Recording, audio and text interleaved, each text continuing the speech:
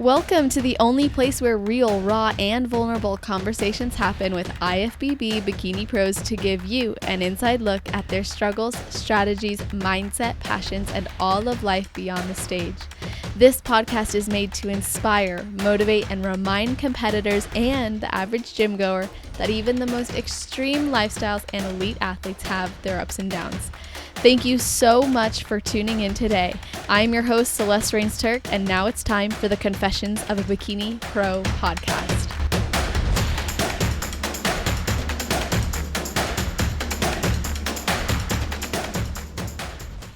Today, I am talking with a woman who has such a passion for this sport and industry, not just as an IFBB Bikini Pro, of course, but also as an athlete manager for Raw Nutrition, a posing coach, and someone who has been all in on competing since she first stepped on stage in 2021.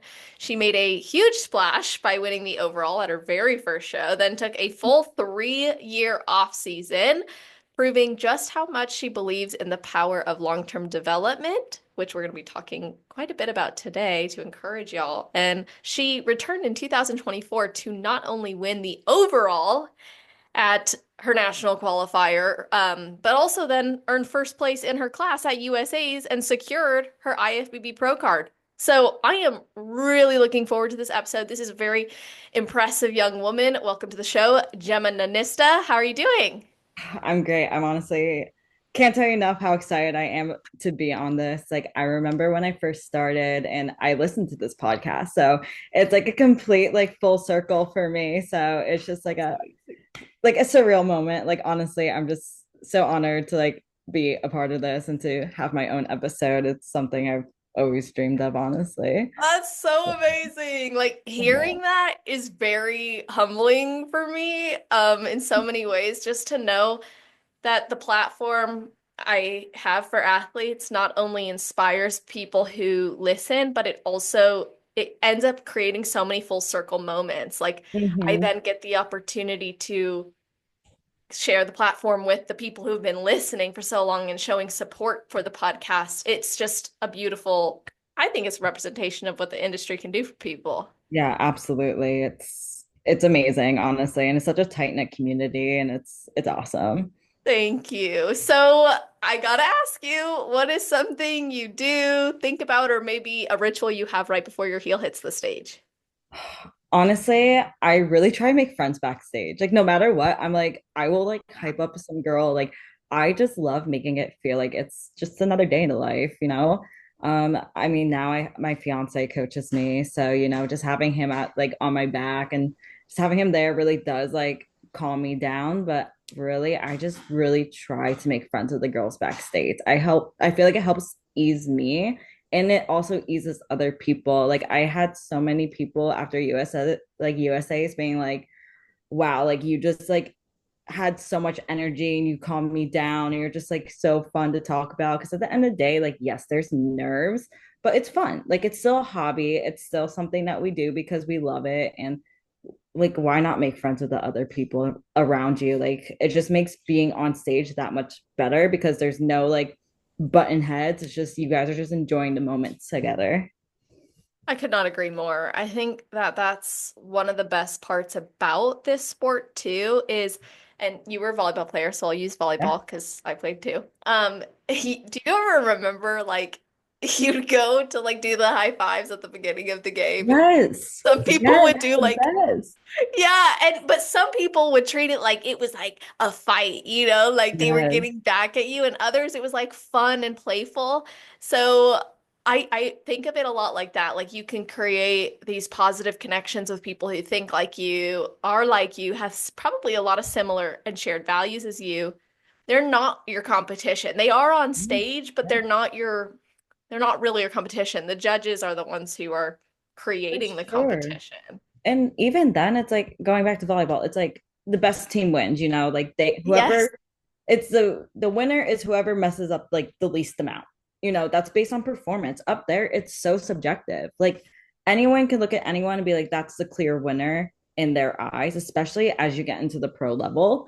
And it's like it's not like, oh, I outperformed you. I scored 10 times more points than you. It's literally a panel that you have no control over. The only thing you can do is just show up as your best. And that's what everyone else is doing. So I never really understood I'm competitive by nature because of sports, but I never really understood like having that tension between the other competitors because it's totally out of our control who really wins that day. You can peak your best, you can come in the most conditioned, you can take years off training. It's all up to the people that you see in front of you. So I never really truly understood like why not make friends with the people next to you, you know? Totally. Yeah, they're not your enemy and they can become like some of my close, well, a lot of my closest friends are because of this sport. And I recently competed in Pittsburgh and just being like backstage, you're lined up. It was fun to just talk with people and we did the like you walk out first and do like your for group one comparison. Yeah. And I remember like we got off stage and me and the girl next to me were just like, oh my gosh, that was such a rush. Like it was amazing and it was fun. And everyone was like, wow, like we got our jitters out together. And it was just, it was a really cool experience. Like I actually made friends from the women I competed with. And I really value that about this community. It For is sure. so incredible. And you had obviously played volleyball. You have this competitive spirit in you. You want to do your best. And you have had a lot of success in this. But what is it that made you go, I'm going to leave behind my collegiate volleyball offer Yeah. and pursue bodybuilding, which, by the way, that's exactly what I did. So I'm like really curious to hear about your journey. Man, when I tell you that I was obsessed with volleyball, like I was obsessed. Like I breathed it. I never like in high school up into college, like I never went to parties. Like I was travel volleyball every weekend. I traveled the country to do camps again in front of coaches. Like it was my all. And I think that was one of the reasons why I left it was because it was my all. And Mm. I remember like I'll never forget this. I was in Italy, you know, I was visiting my sister, she was studying abroad, and I sat down on this train and I was just like thinking to myself, I had my mom like across the way from me, and I was like, I can't do this anymore. I'm burnt out. I'm so like it I did not have a successful volleyball career whatsoever. We lost game after game, and I put all that pressure on myself because I was the type of person that would practice before my practice. I would go to the courts at 5 a.m. and just practice my serving over and over and over again, and just tried so hard to really like prove myself. But in a team sport, that's hard because you touch the ball once and then the rest is out of your control.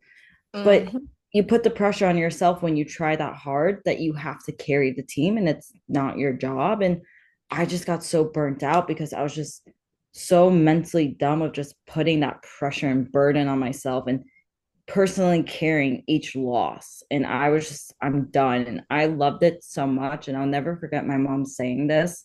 She's like, you loved it so much that you just kept squeezing it and you choked it out. And I was like, oh, like I did. I choked out that dream. Mm. And even now, like I can't even really watch volleyball on like TV or anything because I'm the I same. can't.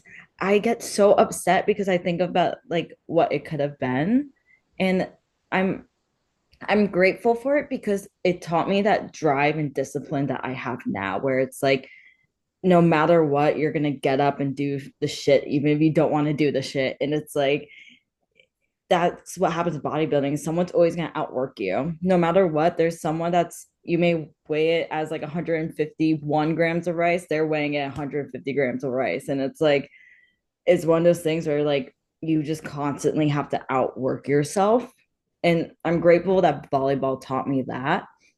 But I still want to be an athlete, as most athletes that leave their sports do. And this one of my closest guy friends was like, dude, like you should totally just get into competing. And I was like, I'm never gonna do that. No, I won't do that. Like my sister's a figure skater for the longest time. I was like, I'm never gonna get in a sparkly dress. Like that's not me. Like I Mm. played hockey and volleyball. Like that is me. And then I really just kept training and I was like, actually, you know what? Like, yeah, like I think I can do this. And that's kind of how I just got into bodybuilding was just like, I just want to still be an athlete. And because like of how much, like, yes, like volleyball was like a turning point for me, but it taught me so much that carried over into bodybuilding now that I'm thankful that it didn't work out. So Mhm. that's kind of how I put it behind me. It was like, okay, like I'm taking the lessons, like, yes, it's bittersweet, but I learned so much from it. And I think that's just what made me so successful up until now. That's really amazing. There's so many directions I want to take this Yeah. because your journey has obviously brought a lot of lessons Hmm. and it's also relatable for me, and I know a lot of other people too who come from an athletic background. I can relate to volleyball being this thing where you put a lot of pressure on yourself, especially if your Hmm. team's not doing well. Like, I was like, why does no one on my team care about winning like I do? Like, why am I the only one taking this seriously? Like, why? Now, in club, it was a little bit different for me. I had like really great teams, but in high school, I was like, I'm like the only one who gives a shit. Yeah, and I love my girls. Like they're still close friends to me, but even with my club team, like I could not win. And my mom was like, "Your time will come, your season will come." And I was like why? Like I'm working my ass off. Like why am I not rewarded? And she's like, "Just be patient. Like it may not be this, but your time is going to come." And I was like, I was so angry. I was like, "How could you say that? Like you see me working so hard for this. Like how could you say that like maybe this isn't my time?" And Hmm. I remember thinking back, like, God, not that long ago, maybe like 6 months ago, being like, ah, this is my time she was talking about. Like, this is what my purpose wasn't volleyball as much as I wanted it to be. My purpose is this because this just comes so easily to me. Yeah, for real. And look at what it's done in your life. Yeah. Additionally, like maybe you wouldn't be posing coach. I mean, you would absolutely not be posing coaching. You Yeah. would not be working for Raw. Maybe you would if you were going down that path for college. But Yeah. what did I you study mean, in college, by the way? exercise physiology. Okay, So, so maybe, but still, this is more like management of a team. yeah. Yeah. I'll be honest, I hated coaching. I tried coaching for Really? lifestyle. I tried personal training. I hated it. I think it's, and I love Mike, my fiance. I mean, like, he's a coach. He's a coach on Camp Jansen, but I saw the way it burnt him out of bodybuilding. I was like, I can't. I'm selfish with it. This is my. I protect it. I center my day around it. It's like I'll do anything to protect it. And when I was just coaching other people or in the gym, personal training, I was like, this is ruining my spark. Like I'm in the gym. I can't have that. I'm big on separation between like work and life. And it just felt like I was at the gym 24/7. I go back, I'm doing my online clients. It's gym and fitness 24/7. It's like I can't escape it. And I just always have that fear of being burnt out because of volleyball. And I was like, I can't do this. I don't enjoy it. This isn't what I want to do. It's not for me. As much as like everyone thinks because you're in the fitness space, because you're a competitor, whatever it is, you need to be a coach. No, like you don't. Like that's not the end all be all. And honestly, bodybuilding isn't your entire life. Bodybuilding also too isn't even your entire day. You're at the gym for what, 2 hours max? And maybe you're doing cardio at most in prep for like an hour and a half. Other than that, that's what, 3.5 hours out of your day at most when you're deep in prep, off season, maybe 20 minutes of cardio. Like it's not everything. And I just love having something where I can be like, this is also another outlet. Because bodybuilding's an outlet for me, yes. But when you're so deep into it, you need another outlet.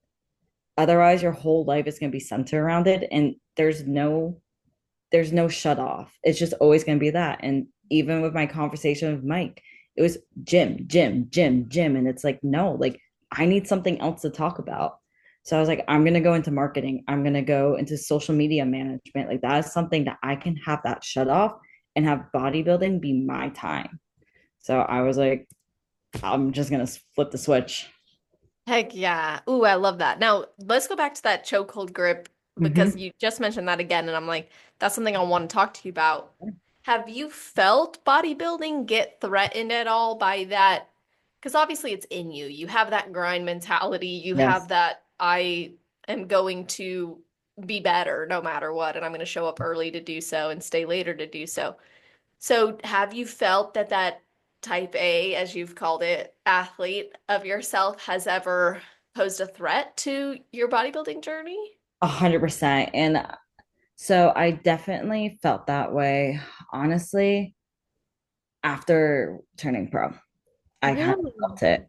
I did not, it took me, I imagined turning pro. I imagined this scenario over and over and over again. I've written it down on a piece of paper over and over and over again. I'm big into manifesting and writing it down. Like that's something I've always done. It's always worked, and that's that. But after my show, I was like, I did not get emotional like I thought I did. I was Mm. like, I did not cry. I worked my ass off for this for years. I didn't cry. I didn't, I had that one week where I felt maybe I was on sky high and then deep down. And I was like, I got to the point where I was like, because I didn't feel like I was as emotional as I should have been, I felt like I was like, am I done with, do I love this? Mm. I'm getting that burnt out feeling and I couldn't understand why. And like, I almost like kind of like, I pushed back my pro debut, which I'm so happy with. But I was like, I need to like kind of like figure this out. And I really started talking to like honestly a sports psychologist like pretty recently, which is very not heard of in the industry.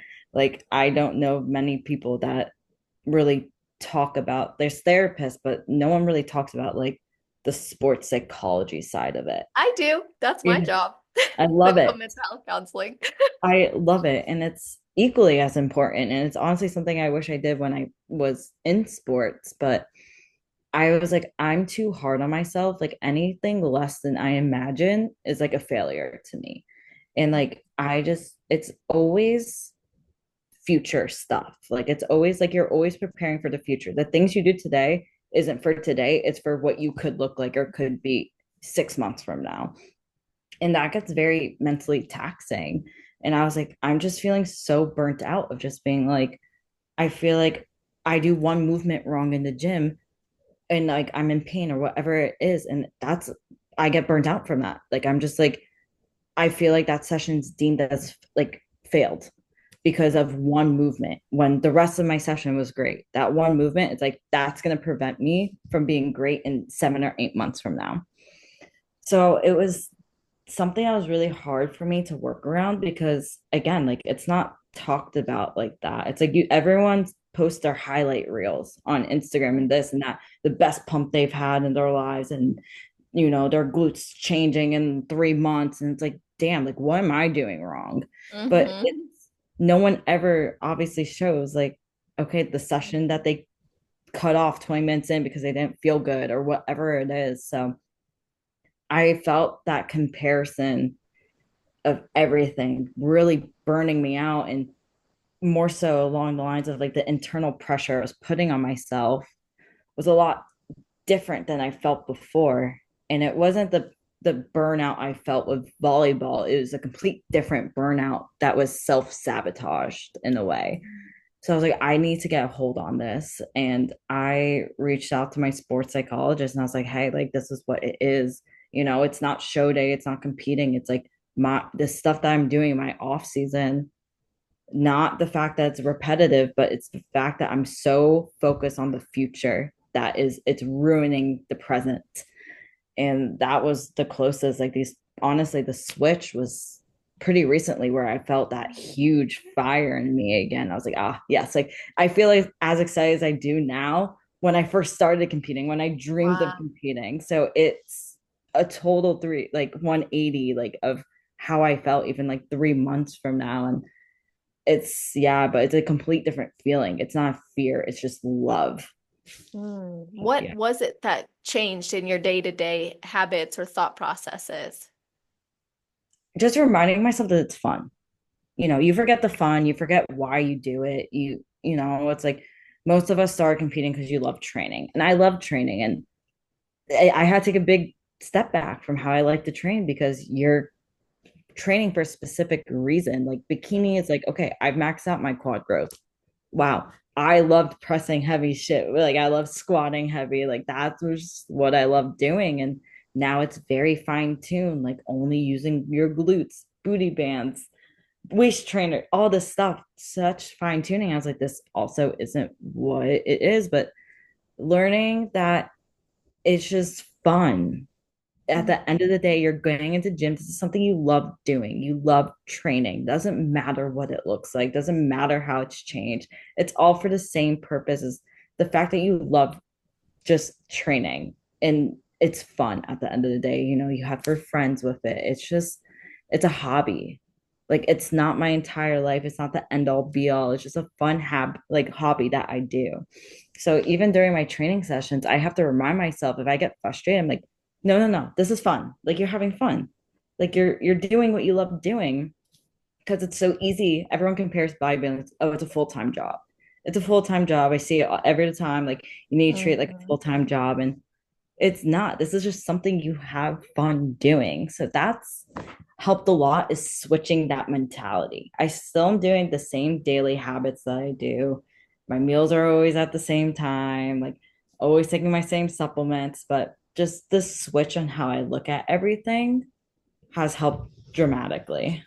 That's so perfect and amazing just to be able to have that shift in thinking and see how much it impacts what you're doing and how you experience what you're doing and being able to be more present in each day. And I Yeah, know that a lot of times that mindset is not exclusive to one area of our life. A lot of times that it can show up in other ways. Like, did you ever experience that same, if it's not this way, then it's wrong or it's not good enough or okay.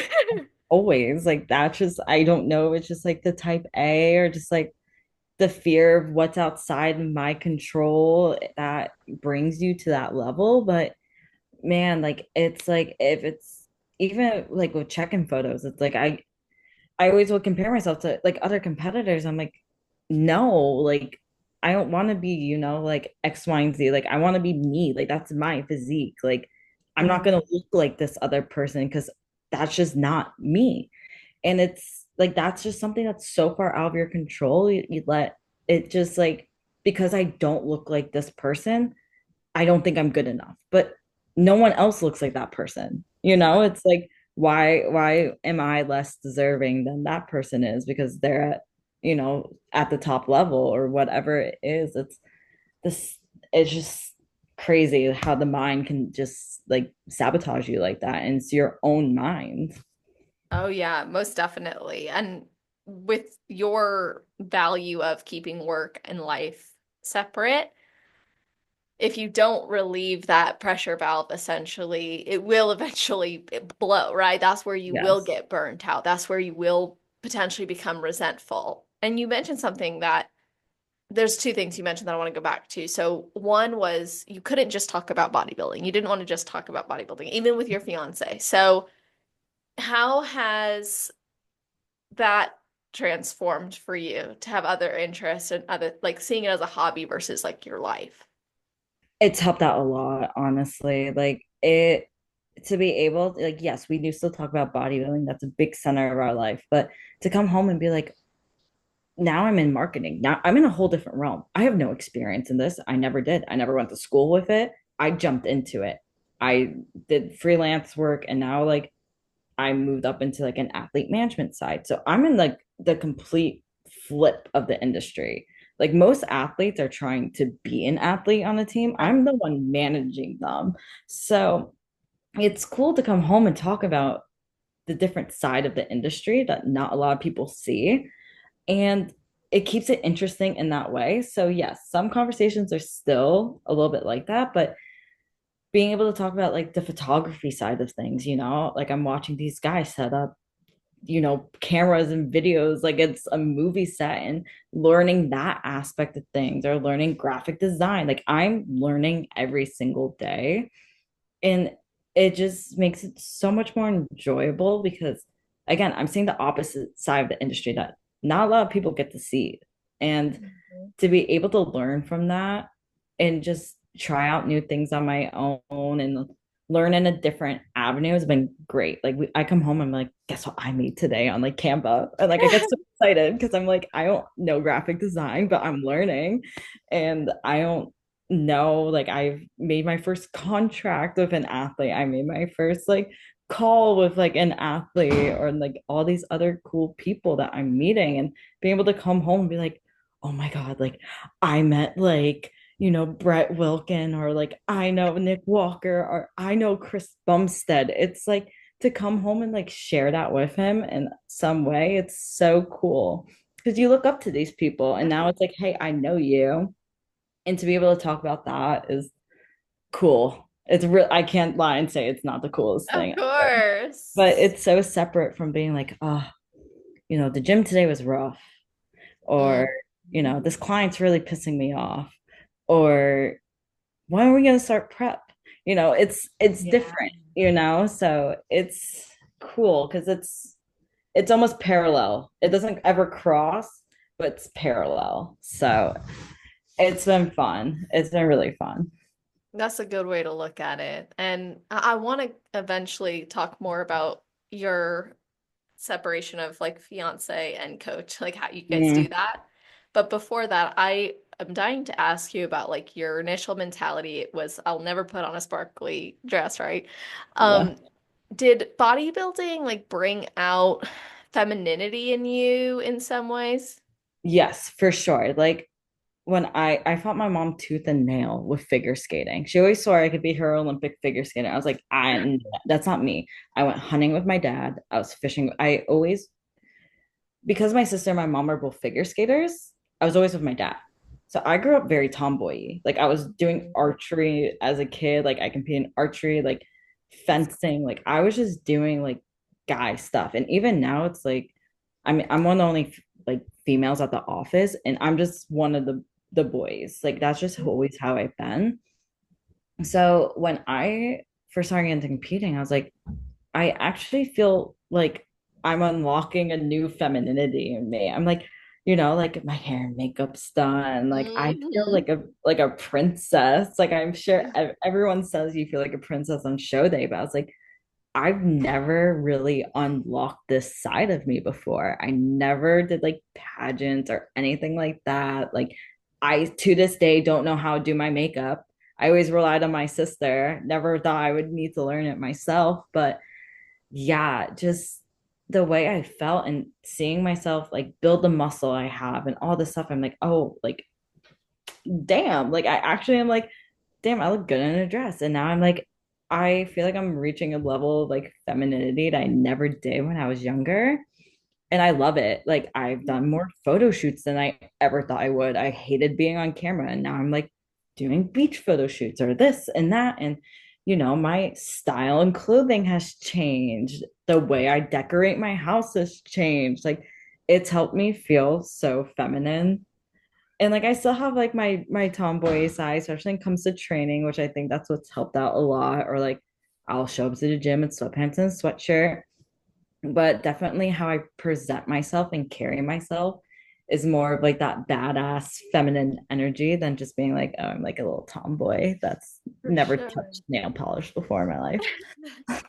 For sure. Well, did you have any discomfort with those changes, or were you like embracing it fairly I easily? was embracing it fairly easily. Like I didn't know. Like posing came hard to me.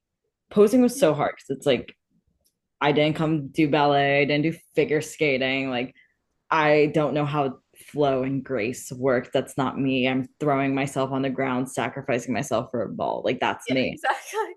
So proposing was rough. And I worked with one of my friends who taught me how to pose for my first show. Then after that, like I really just taught myself. Like I picked stuff up from watching videos, like maybe going to like a few posing seminars here and there and picking up what I liked from each person that I learned from.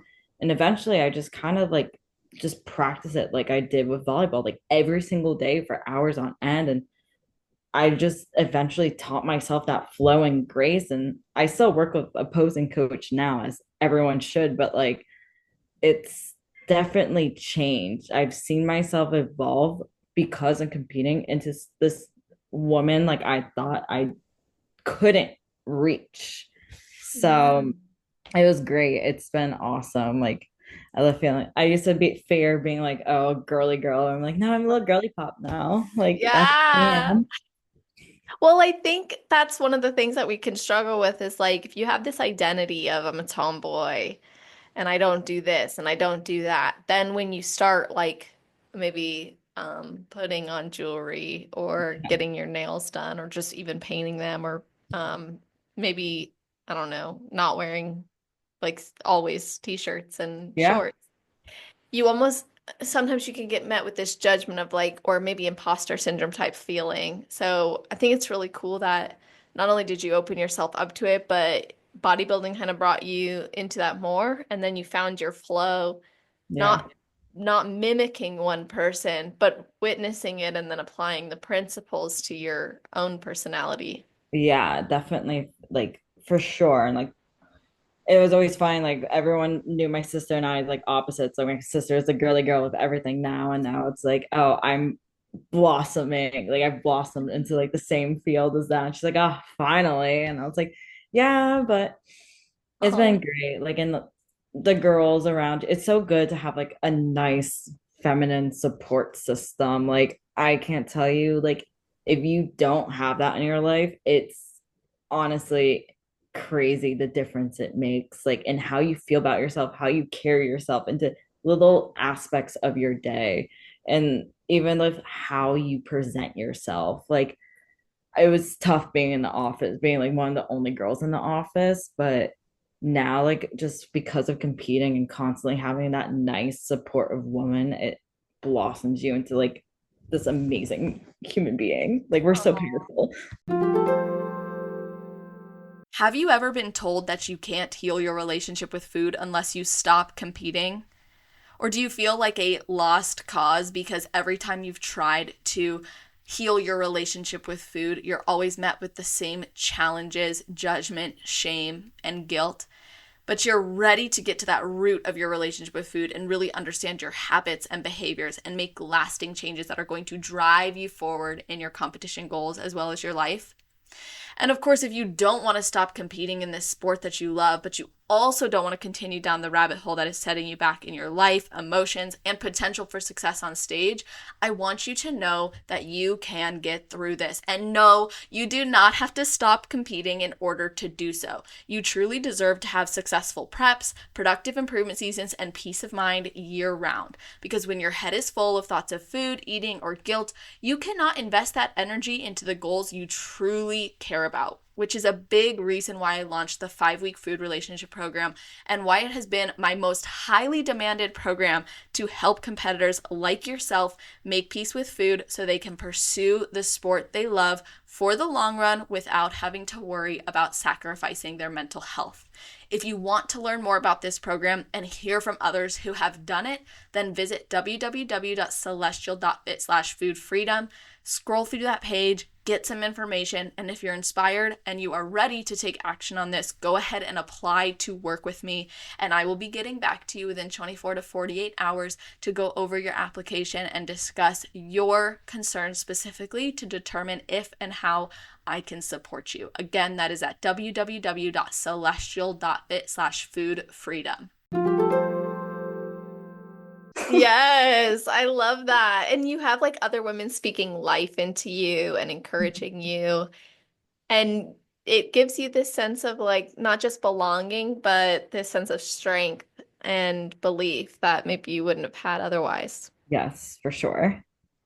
So let's talk about, there's so much I want to talk to you about, and I hope we're good on time to do Dude, so. you can keep going. Okay. I'm chilling. Okay, cool. So, let's go into how you looked at training, actually, because you had just identified that you used to see it as like pushing weight, but recently you shifted to prioritizing like mind muscle control and using other tools because you've maxed out in certain things and just your mentalities had to change. So, can you tell us more about how your training has evolved and then how it's impacted your physique as a result?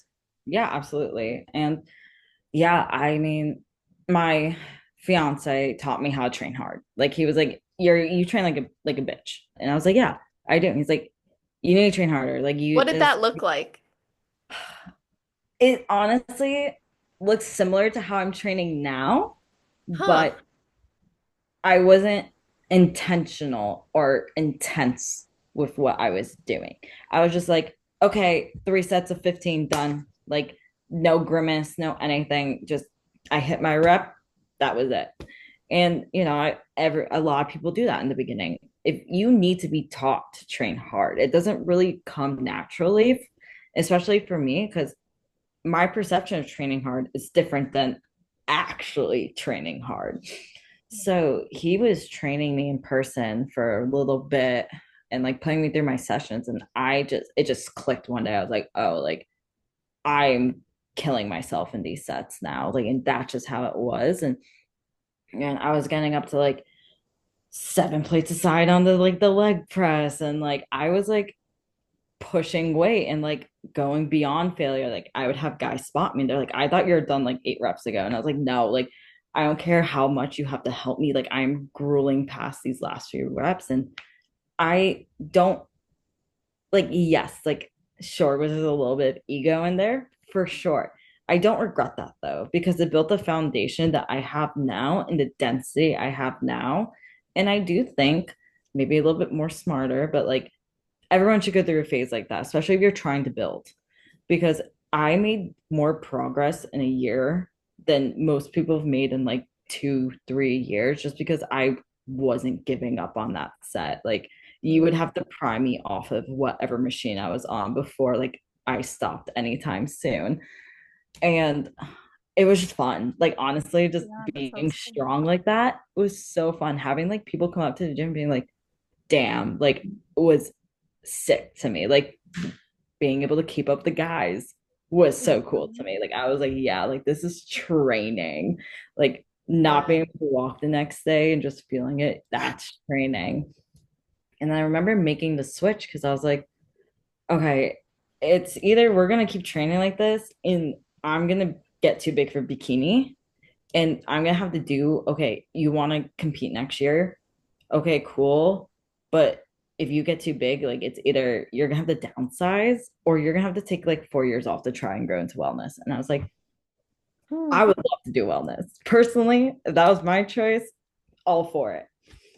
Mike says otherwise, but I'm all for it. I would think it's badass. I would totally do it. But I was like, all right, training needs to change. And that was hard for me. Mhm. Mentally, very hard. I'm like making the switch to not push weights was very hard because I was like, I'm not doing enough to grow.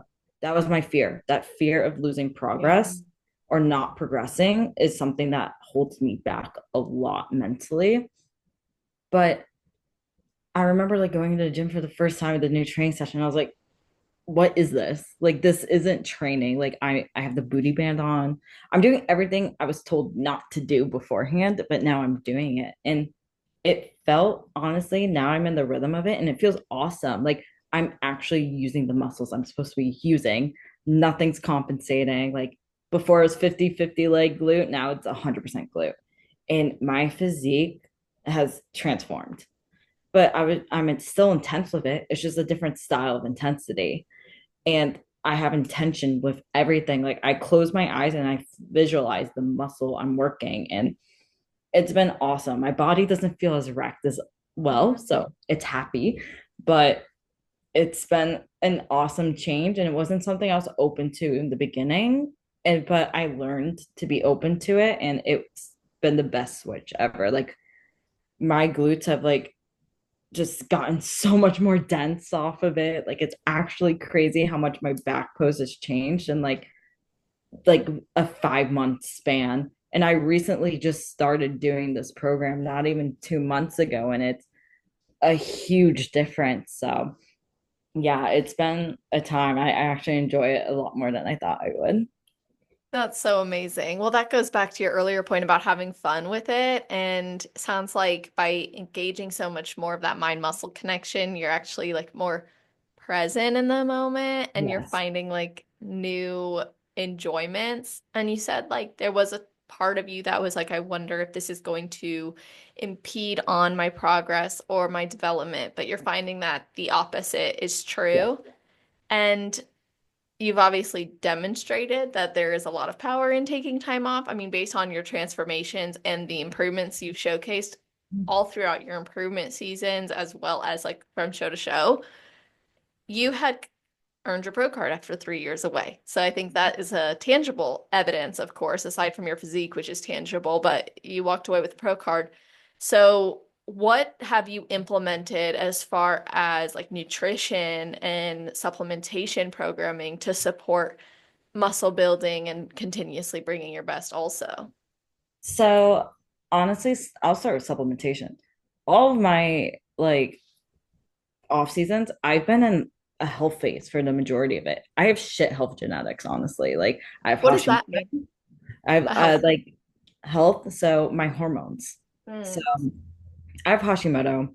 We found that out a few like 2 years ago. Oh, wow. Have a very hard time getting my estrogen progesterone levels up. I'm on TRT, estrogen, and progesterone. Oh. And like I need it honestly, and T3, but like in order to function. If not, like I won't. I didn't have a period up until, and it's still funky, up until last year. The last time I had it was when I was like 17. So, and I think it's genetic because my mom had horrible fertility issues. So it's just something where it's like, hey, if I'm going to be this in the long term, I need to do this as healthy as possible. And with an autoimmune, it's so much better to take time off because your body's constantly attacking itself in some way, shape, or form. And it's under stress constantly. So all of my improvement phases have been a health phase. Like this year, I dealt with a lot of mold issues and I have worked that out. Like I was not on a cycle.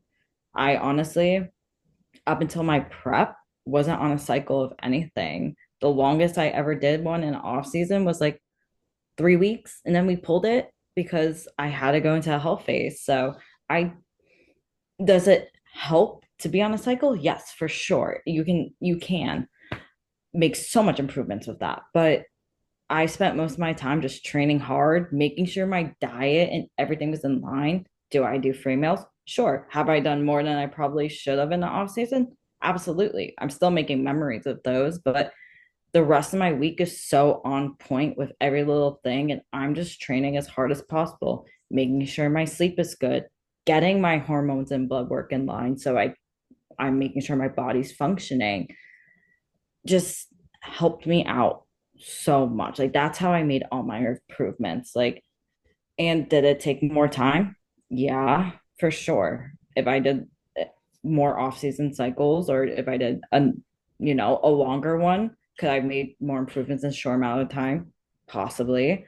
But all of my off seasons have been no supplement, barely anything, just training hard, being in a surplus. Did I put on more body fat than like the standard says, quote unquote? Possibly, but I need that to grow. So I don't think like an off season is like a one size fits all for everyone. It's everyone's gonna go through it differently. And as long as you're just training hard and eating good, like you'll make the improvements. That's so good. And that mentality, I think, is really important because a lot of competitors get tripped up about weight gain or taking the time off because they're worried about their physique changing, adding more body fat.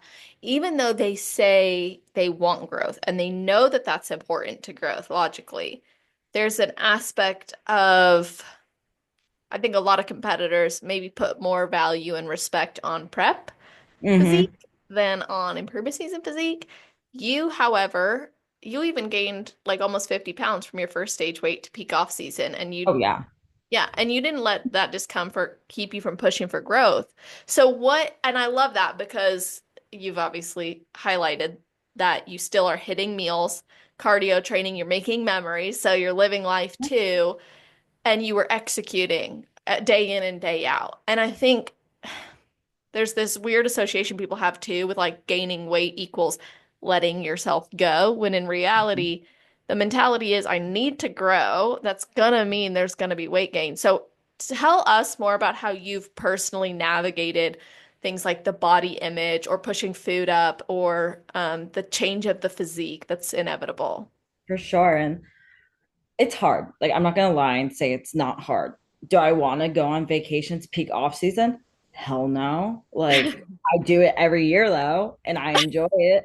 But gaining the weight when I went through my first prep because before all this, I had a coach that put me at 700 calories. I was like 100 pounds, like in 2 months. I lost like 20 pounds and I didn't know any better. So I followed that diet for a year and a half and I was itty bitty. And it was hard for me to take the free meals. It was hard for me to want to gain weight.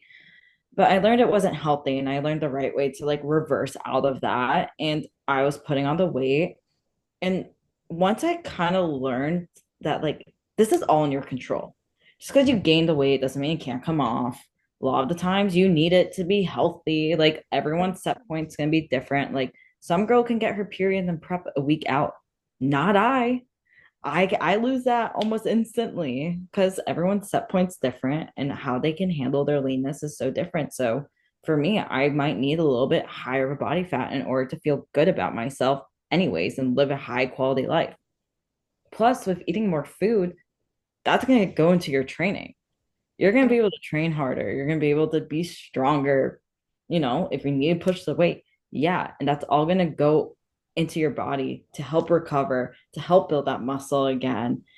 And you get to do it all over again and go train hard and eat good. And I mean, honestly, I couldn't imagine not eating more than 2,000 calories in my like off season. That's hard for me to imagine. I'm like eating less than that in the off season. I'm like, no, there's no way I can do that. Because Well, because how do you train? Like, you as hard can't. as And you like do. also too, you're setting your calories up and maintenance higher. So when you prep, man, the lowest my calories got, lowest was like 1,400 calories. And that was like digging. Like I Mm, all I did in the beginning of my prep was I cut my free meals and I dropped 20 pounds in the beginning of my prep.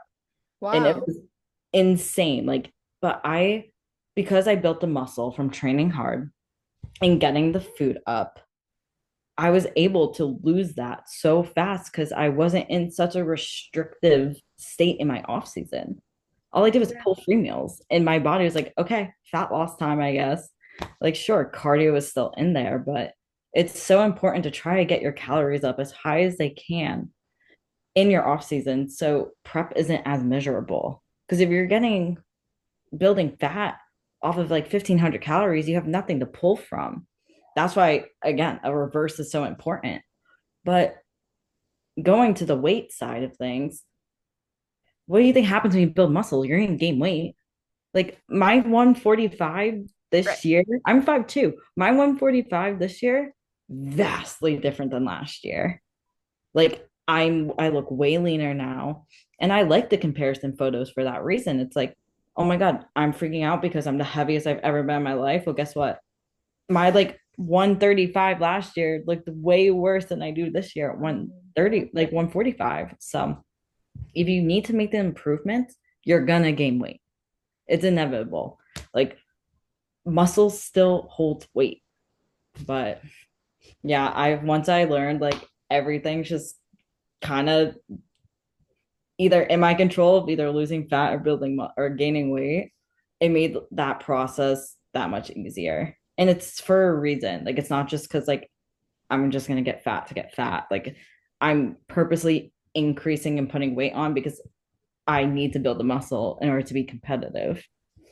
And I think some of the strongest points that you made it are that when you eat more, you're going to be able to put more into training. Like you're going to have more energy. Your mood's probably going to be better too, so you'll be more like excited about going in Yeah, versus potentially like trying to conserve energy, even if you don't think you are.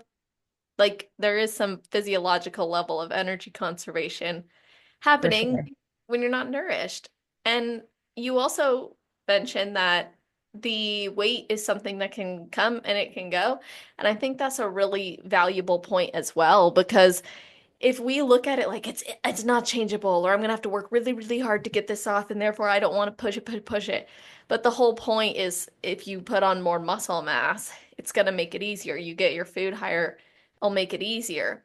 And I have found in my journey, I wish I took more time off. I wish someone would have said, dude, don't compete for the next 3 years. Like, I really Yeah. wish someone told me that when I was early on in this, but it took learning. And it was after long growth seasons that I had the best preps and also the Mhm. best like comparisons. So, to your point, when you look at those side by sides, the weight can be higher, but the physique looks better. And you've Mhm. proven to yourself, like, okay, this is actually a worthwhile thing to do.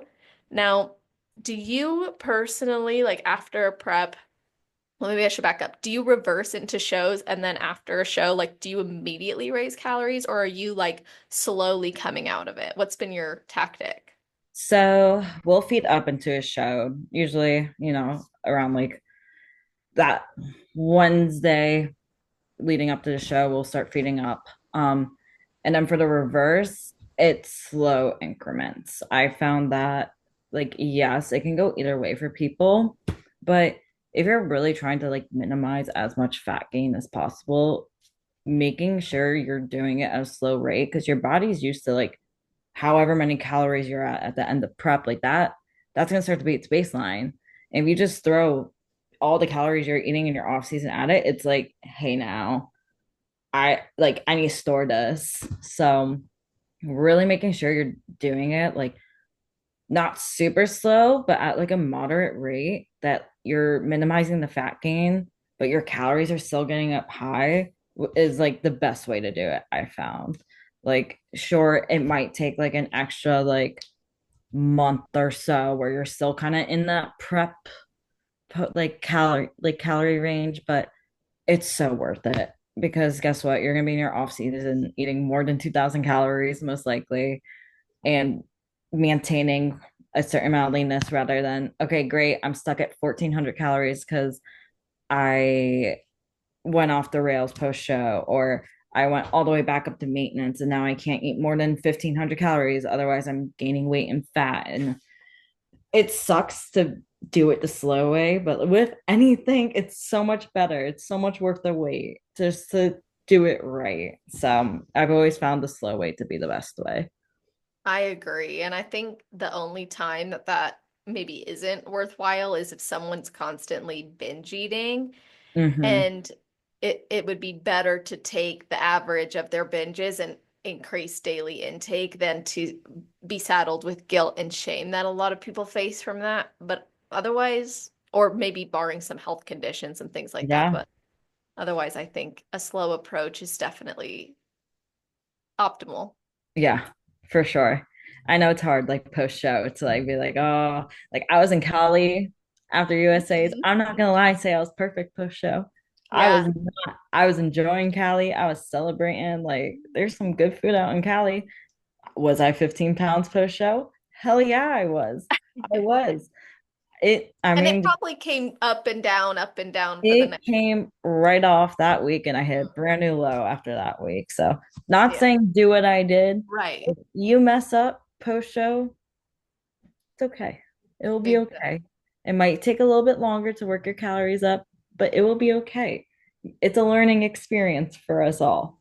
Every year you compete, you learn something new. Oh my gosh, yeah, this is my 10th year and I'm like, oh, new lessons. Yeah. Like, awesome. Especially now that I'm not planning to compete ever again. I'm like, well, this is like I went to take progress photos like on Tuesday. So last I competed a week ago in a day. Yeah. And I went to take progress photos last Tuesday, like right after the show, and I was like, do I pose? Like, do I still pose in these? And like, I'm not Yeah. gonna do my posing routine. And then I was like, thinking about it, and throughout this week, I'm like, I really need to set new intentions because every improvement season has been with, well, improvement season. Like, Yeah. I'm gonna improve for the next season. And now it's like for life and for hoping to build a family that I'm challenging some of those norms I previously existed in. So I'm Yeah. even learning new ways to navigate this. And I think that that's one of the cooler things about bodybuilding too, is because our body is expected to keep evolving in life in general, and then you add bodybuilding on top of that where you're literally manipulating those changes, you are always meeting a new version of yourself. Every year. You mature every year as an athlete, as a person. Like the things that were like, oh, this was good. Like that last off season was good. No, maybe it could have been better. And every year you evolve mentally, physically as a competitor, and it translates also into other areas of your life. And it's a wonderful sport for that reason. You really have to mature because if you're Oh, not, it's very hard because you're gonna want to do things that that doesn't fit the bodybuilding realm. But yeah, every year it's a constant. You meet a new you, and I think that's one of the most beautiful things of the sport is every year it's like it clicks. You are like, oh, like one day you wake up and you're like, oh, this is actually 10 times better. yeah. And you learn to take emotions out of things sometimes. Like, for example, I had a really hard time. Like Mike, yes, he coaches, but he doesn't bodybuild. That's not his thing. He's never stepped on stage and he's a great coach. Mhm. And for free meals, like he's gonna order what he wants because he just trains for fun and he coaches. It was hard for me to separate that of like what's a smart free meal versus what's a not a smart free meal. And this year it finally clicked because I was like, oh well, I don't want to like miss out on date night. Like I'm gonna eat the appetizers and the desserts and the entree I want. And now I'm in a huge surplus versus like I'm still going out and spending time with my friends and my fiance or whatever it is, but I'm still aligning it with my goals. So that was something I learned this year. And it's like, Man, yeah, I had to take the emotions out of things sometimes. yeah, So you're yeah, so right. Like it maybe really some involved. nights it's I'll have the appetizer, entree, and dessert, and other nights it's I'm like really in the mood for just this dessert, or I'm really in the mood Yeah, for like this go-to meal that I know is going to sit well with me. Like I think it's when we remove that going back to the pressure point, like mhm, if we remove the emotions attached to it and instead we see it as like an opportunity to learn and grow versus like yeah, trying to force the lessons, um, really helps. And no, I think it's a good time to talk about your relationship and how having sure. your fiance coach you has impacted it. Like, how do you guys actually navigate the athlete coach line versus partner dynamic when it comes Yeah. to like communication, feedback, tough preps? So this was our first prep together. Okay. So this was a big learning curve. And I mean, I heard all the time, I don't know how you guys do it. It's actually a lot simpler. One, I think if you respect your partner as a coach from the start. If you like, I watched Mike do his thing and it's amazing to me. I've never seen a coach put as much care into their clients as he does. And that's what really made me respect him off the start was I just watched him how he was with his other clients. I'm like, yeah, like that's a coach to me. So that's what really made me respect it from the start was I knew how to switch that coach and boyfriend at that time on and off. But there were some bumpy paths as always, like first off, everything we do separated, coaching, WhatsApp, life, Mhm. iMessage. If I even bothered asking him a question on iMessage, he's like, I don't know, ask your coach. And I have to go WhatsApp and ask him my same question. And he'll respond back as a coach. So he My holds that boundary too. Oh, he holds it very well. And so the one thing we struggled with was the verbal communication. So we'll be at home, in the morning, and I didn't know whether some talks were boyfriend talks or some talks were coach talks. So we found out a way that 30 minutes in the morning, or if he says, all right, this is coach talking, I knew to switch that like that 30 minutes in the morning after the check-ins, that was coach time, coach client. And then 30 minutes in the evening, coach time. And that was it. There's no talks about preps in between, no talk about competing, no anything in between. Hmm. Just whenever he was like, all right, coach time, I knew that that was me being a client. And it really changed how I view competing as well, because I always viewed it as like, this is me, me, me, me, me. I'm doing this for me, but it made me want it more for him. Like turning pro wasn't only just for me in that moment. It was like, no, like I want to win because I want him to win. Like I want to give him something. Like he's so proud of whatever I'm putting in. Like I want him to be proud of me. Like I want this more for him than I do for myself at this point. And I that's what really helped me like just nail my prep.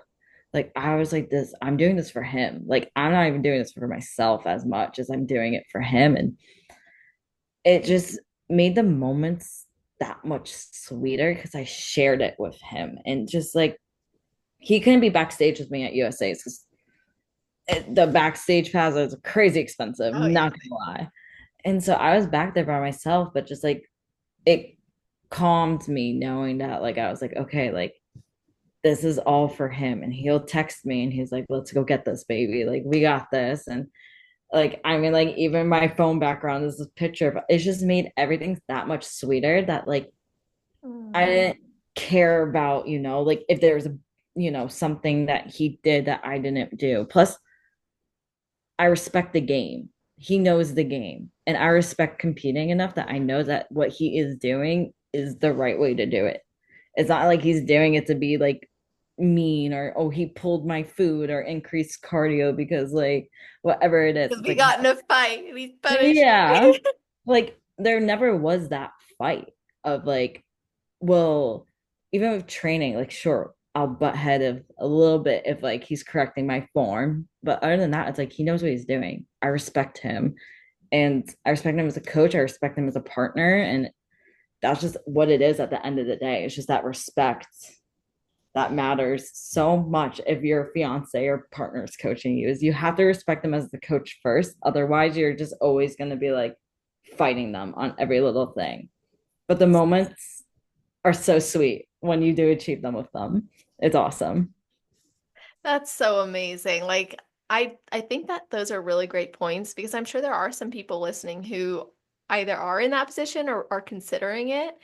Um, and that could be a challenging dynamic to navigate. And I've had other couples on or people who are in a relationship like this, and they've had different insight. But that one thing is always true is there has to be a separation. Always. And the thing that strikes me is like, so my husband's not in this industry at all. Now, Yeah. he would be like, "You're done dieting." Like that would have been at like 135, 140. He's like, "I like the juicy booty. I like the Yeah. like you're He's done. like, You're damn, not girl, you look great. yeah, you're ready." And I would never get on stage as a result of that. Yeah. So the respect thing makes sense.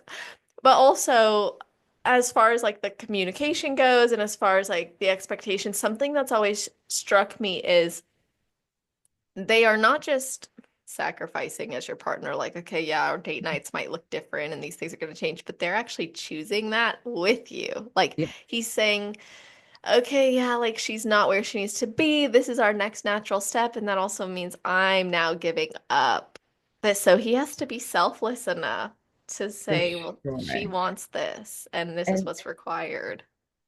he again, he's never prepped before. He's never competed, never done anything like that. So I was his closest experience to his first prep ever. And that was also a learning curve for him. He's a coach. He's done hundreds of preps. He knows what to expect from a prep, but to firsthand experience it is completely different. Like post show. Okay, show's done. Now he's kind of like, oh, you're back to normal. Yeah, I'm still like my body's still recovering for like the next like 8, 16 weeks. Like it's not just a bounce back. So that was also as a coach a learning lesson for him. And it also helps him as a coach because now he's like, oh, I truly get like what my clients are feeling after. And so I know for him, like he learned from that as well. So it was also a learning experience for him. And was it rocky at times, especially near the end? Yeah, it was. Like we were both navigating that because how he didn't know those feelings I was feeling. And to teach him, like, hey, like this is how I'm feeling was something he had to learn. But we both grew together from it. It's like, okay, like now our relationships to another degree, and now our preps are going to be even better because he now knows. That's really awesome. And that takes courage on your part too to be able to communicate with him as your partner and be like, okay, like I'm feeling this desire to have more freedom and flexibility, but also I know I can't. And he has to be willing to be like, I would love to give you more freedom and flexibility. We should, but also I know we can't. Yeah. Yeah. So, I mean, I couldn't picture myself with anyone else as a coach, honestly. Like it will always just be him. Oh, I love that. And how did you guys meet? Oh my God, this is a funny story. So we're originally from, we both moved to Tampa around the same time. I was Okay. working at the front desk there, and like I was personal trainer at the gym we're at. This Stairmaster is notorious for breaking down. Like it's like I knew it was broken from the get-go. And he comes up and I see him get on it. I'm like, yeah, like he's gonna tell me that it's broken. And sure enough, he comes down, he's like, hey, excuse me, like the Stairmaster is broken. And I was like, you broke my Stairmaster? I was like, I was giving him shit for it because I was like, what else am I gonna do? I'm Yeah. bored right now. And he was like, no, no, no, I swear I didn't. I was like, ah, dude, like you're making me work and fix this, like just giving him shit for it. And then Did you think he was cute? Like, were you trying to flirt? so I remember sitting down, like, yes, technically I was flirting.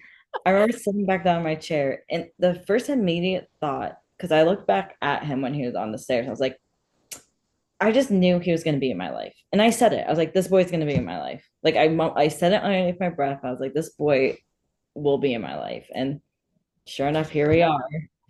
And yeah, we always joke. I'm like, we should just buy that Stairmaster. Like that should Oh. just be at our wedding. Is like this is the one we met on. Like, You like it's climb it together and put your rings. like holy matrimony. I'm like on the top of the Stairmaster. Like that was just how we met, and yeah, like been history since then. Awesome. I love that so much. And you have made some posts talking about wanting kids and saying you would tell them this story about the Stairmaster. For sure, So, he made me want to have kids. I was like okay. very against it. I was like, Really? oh, I did not want kids. I've said since I was like 10 years old, I was like, I'm not gonna have kids. Like that's just not what I want. Like, like at least not until like maybe I felt ready. But like even Mhm. then, like it was very hard for me to feel maternal. Like I Yeah. don't know if it's just because of that tomboy side I had, or I've worked with kids with coaching hockey. Like I love working with kids. I didn't want my Mhm. own. I was like, I'll be like the fun aunt. I'll be the cool badass aunt. But he made me like want kids, which was Hmm. something I never really thought I would say. But like I don't think if it was with anyone else, I would want them. But he makes me want kids just because like I see how he is with kids, and I'm like, yeah, like that he'd be a good dad. And then he's like, Mm. I want a family with you. So yeah, I'll tell that story for sure to the kids. Aw, I think that's so cute and special. Like, yeah, I think that's one of the ways you can really know is you found your partner Yeah. because you want to build something with them and you can see that in your future.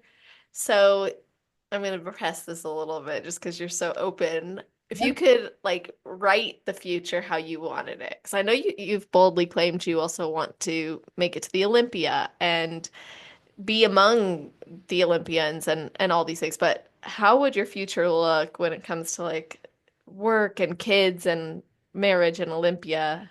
Yeah, so I mean like ultimately like at least in my 20s, I want to make it to Olympia.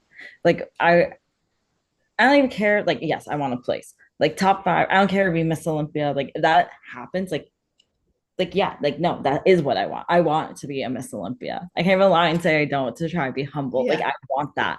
Like that is what I want. And I think that's just what I really want to focus. I'm 23. I'm a baby still Hmm. in the Hmm. sport. So I have so much time to achieve that I'm like, okay, like I want to wait until I think my end cap is going to be 29, 20 like Mm. 30. Because Hmm. at that rate, I'd be in the sport for 10 years, like that gives me 7 years of being in the pro league. If I want to go more, absolutely, I will. But I will want around that 29, 30 range to have kids and then maybe come back to the sport after that. I'll know when I feel ready to retire. But to have a break to have kids in the family, I think is that 29, 30 range for me. For me personally, if I hear the word 20 and kids, it just doesn't sit right with me. I'm like, no, no, no, I'm still a baby. I'm still a baby if I hear 20. I don't care if it's 29, I'm still a baby. But I think that's like where I want kids career wise. Mike's really big on like he wants to open something. Coaching for him isn't long term. He wants to open anything like a med spa, gym, whatever it is, something that he can pass down to kids later down the line. That's what he wants because he always says if I die tomorrow, my business ends. There's nothing to pass down. So we'll be working kind of like a family business like that in a way, or like something that like bodybuilding would be like my full-time career, but like I still want to work or do something part-time. Like I'll have that to work like the whatever we open. So for career wise, I think that's where we'll be in like the next like 5 years. Um, and after that, I want to be able to come home one day and be like, hey, we're gonna be making penne al vodka for dinner tonight. And I don't care how many servings I put on my damn plate. I'm gonna enjoy this. So I think that's like my end goal is like to come home and be like, we're gonna have chicken parm and not give a fuck about tracking it or anything. So that's like my like 15-year plan, I I guess. love that. Girl, by then you'll be able to handle like 5,000 calories a day Yeah. anyway. I'll be like, we are going, like, I'll be taking vacations. I'll be traveling way more than like I am now. Like, I want to travel. And like, yeah, bodybuilding does put a little bit of a block in that. But Oh yeah. by the time I'm like 32, I think I'll be like that stage of like, penne alla vodka for dinner. I'm going to Italy or France or whatever it is and just Uh, living a fun little prime 30s life. for sure. I think that's so awesome. And it would be really cool for you in like 10 years to watch this. Yeah, for sure. See how if it lined up, if it didn't, who knows? But it'd be still. I know one way or another, I'm gonna be having penne and vodka for dinner. So That is the truth. You're gonna listen to this while eating that pasta. I'll be like, oh yeah, that shit came true. That's so amazing. See, like I feel like there was this 18-year-old version of me who got into competing and never could have imagined being this version of me now, like actually like hanging up the heels, you know? Yeah, Like I knew it would happen, but I didn't know it would happen. I always said, well, I'll probably compete till I'm 50 or whatever, but I thought, I'll have kids in between and maybe that's true. Maybe I'll return. But like I'm in that phase that you're describing where I'm ready to have more of that flexibility, more yeah, of that freedom. And what's so cool about bodybuilding is, and you can relate to this, but I wouldn't do it, I wouldn't have done it for 10 years, and you wouldn't do it for 10 years if you didn't love the lifestyle. So everything that it's given me and everything it's given you and continues to give you is only gonna, as you said earlier, impact all these other areas of your life yeah, positively yeah, for sure. or And it's like, positively.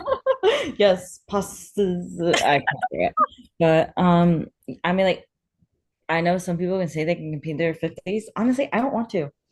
Like Yeah. I don't even know I want to compete, but I'm like 35. Like Yeah. it's been so much of my life right now, but like Mhm. again, like if you look at your timeline of life, it's like literally like Yes. this big. It's so small compared to everything else. And I felt like if I just extended that to its 50, it's like I know in some way, shape, or form, like my kids won't be happy with it later on. Or,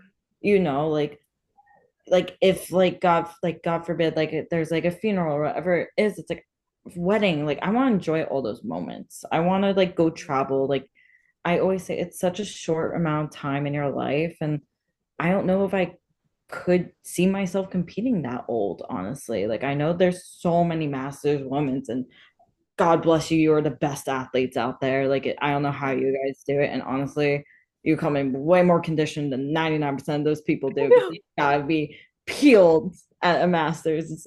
But I personally, for me, I don't know if I can do it that long. I feel the same way, but also like we both started really young, like right Yeah, away. And some people have questioned, like they keep saying to me, you'll come back, you'll probably come back. And I'm like, I'm telling you, it will take the good Lord calling me back to the stage for me to get back up there. Like I, the beautiful thing is when you get to choose to walk away from something, that is so much better than being forced to walk away. for sure. And like I know, like I'll know when I'm ready. Like I Hmm. say around 30, I know when I'll be ready to be like, you know what? I've achieved all I could. And like it's it's almost like if I'm at the top, it's like why keep pushing it when I could end on a bad note, or like if I never make it to the Olympia, or I'm always a last call out and like no room for improvement from there. It's like, you know what, like maybe I'll do this for fun, but I also like want to enjoy life at that rate, It's like Hmm. you'll know when you're ready to like, all right, I feel good to end it here. Yep, exactly. You will know. And it's similar to like how you know when it's time to prep and how you know when it's time to go into an improvement season. Like there's these signs and signals that you're responsive to, and it'll be very similar to that. For sure. So I gotta ask you now, Yeah. what is your best advice for someone who has never competed before but wants to? And then your best advice for somebody who's on their road to pro? This can go for both, but take the time. Honestly, that's like my biggest advocate for everything. Like, do I wish I took more time before my first show? Hell yeah, I did. I look like a little string bean up there. Could I have been maybe more competitive if I took another year to properly do it right? Absolutely. Um, but just take the time. The stage will always be there. I always say, like, the best things in life are marinated. A nice steak, the Mm. longer it's marinated, the better it tastes, right? It's like Mm. same thing with your body, just letting it grow. Take the time. It will always be there. I know. I get the FOMO too. I'm seeing all the girls competing right now. Girls I turned pro with, girls that turned pros at other shows the same year I did. They're all doing their debut. I'm like, damn, like, oh, I want to compete. No, it's going to be so much better if you take the time, do it right, and grow into it. For a first time competitor, please do your homework on coaches. That's the best thing I could say because my first coach screwed me over.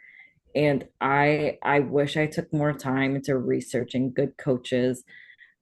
Like ask girls their experience. Like don't treat it as dating, right? It's like you're not gonna go with the first guy you met. Like take the time, consult with other people, ask experiences, really just make sure you're setting yourself up right with a good coach because it will make or break your competing experience and your hormones. So make sure you're set. And then the girls turning pro, again, take the time as needed. It will always be there. Don't get the FOMO. Just know that, yes, other people are competing, but you're on your path for a reason. So just keep on going. It gets hard. I get it, but just keep on building and take the time. You'll never regret taking more time off. Beautifully said, and such a great summary of your journey and everything you've shared with us. So, where can listeners connect with you, learn more about posing with you, and follow your journey? I'm always active on Instagram, honestly. Gemma Nanista, that's my one and only account. But that's where I'm very open and honest with everything. I try to be as transparent as possible with everything on my Instagram. So the ups and downs, they're all there. They'll always be posted. So I that's love where it. most people can connect with me. That was one of the most exciting things for me about wanting to interview and getting to interview you was that you are so open and you're willing to be open. And I think that creates openness in others. So thank you for joining me today. God, thank you so much for having me. It's the best time. Good. You're so welcome. You were amazing. And to everybody listening, I hope that you guys will tag us as you listen. Let us know what you thought. And feel free to reach out and share further questions. I mean, Gemma's obviously very open and probably love to chat and connect with you guys more. And my only regret is we're not talking even longer. I feel like Yeah, we I could could talk. feel like I could talk for like 3 hours. I'm a I yapper. I know. I just heard my dog bark downstairs and I was like, "Oh yeah, it's like already 6:30. Oh my God." I know I went by So, so fast. yeah, it did. It really did. And I'm grateful for everything we talked about today. And thank you all for tuning in. I hope you have an amazing rest of your day, night, or morning, wherever you are in the world while you're listening to this episode. Just make it awesome.